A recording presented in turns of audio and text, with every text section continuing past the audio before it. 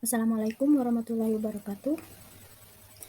Perkenalkan, nama saya Larasati Septiandini, NPM 10060619155. Pada video kali ini saya akan menerangkan mengenai salah satu tugas farmasi klinik, yaitu mengenai swamedikasi dengan dosen pengampu Ibu Apoteker Fitri Lestari MSI. Apa yang dimaksud dengan swamedikasi? Swamedikasi menurut WHO yaitu pemilihan dan penggunaan obat modern, herbal, atau tradisional oleh individu dalam mengatasi penyakit atau gejala penyakit. Kemudian, apa sih tujuan dari swamedikasi? Swamedikasi bertujuan untuk mengatasi keluhan atau penyakit ringan seperti demam, batuk, diare, mah, pusing, nyeri, dan lain sebagainya. Nah, hal penting yang perlu dilakukan saat swamedikasi yaitu pasien harus mengenali gejalanya, kemudian memilih produk obat yang sesuai dengan keluhan, kemudian pasien mengetahui fungsi dari obat yang direkomendasikan oleh apoteker. Kemudian obat yang dapat diberikan saat swamedikasi yaitu ada dua golongan obat, yaitu obat bebas dan obat bebas terbatas, karena keduanya tidak memerlukan resep dokter dan relatif lebih aman. Kemudian keuntungan dari swamedikasi yaitu mudah dilakukan oleh sendiri, kemudian cepat, tidak perlu datang ke rumah sakit atau ke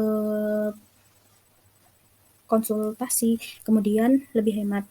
Namun kerugian dari swamedikasi yaitu ada kemungkinan salah obat, itu merupakan suatu pemborosan, kemudian obat bisa membahayakan kesehatan sendiri karena penggunaannya tidak sesuai aturan. Kemudian ada kemungkinan timbul efek yang tidak diinginkan.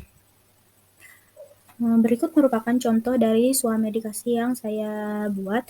Itu ada seorang pasien A, perempuan dewasa yang berumur 20 tahun, menderita diare.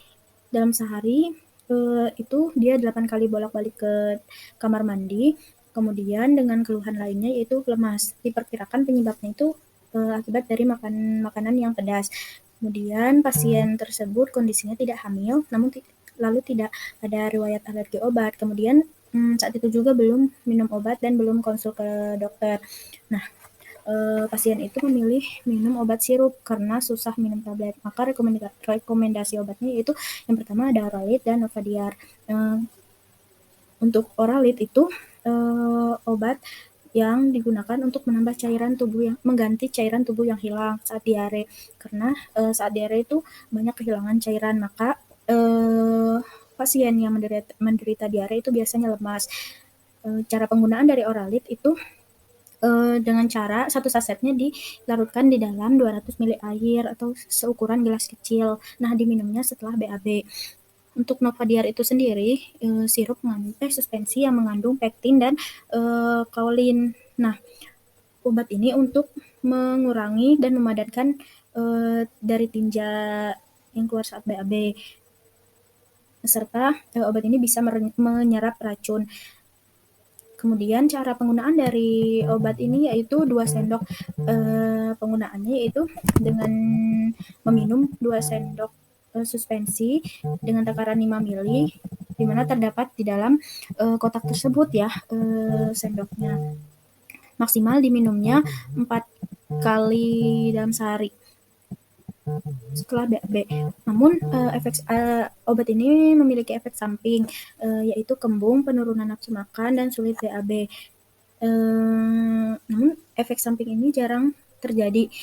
Jika terjadi, bisa dihentikan pemakaian obat ini, dan jika penggunaan kedua obat ini tidak mengurangi masalah diarenya selama 3 hari, lebih dari 3 hari, maka bisa dikonsultasikan kepada dokter. Untuk penyimpanan kedua obat ini di suhu ruang. Sekian pemaparan saya mengenai swamedikasi. Semoga bermanfaat dari materi yang telah saya jelaskan. Apabila ada kesalahan, saya mohon maaf. Wassalamualaikum warahmatullahi wabarakatuh.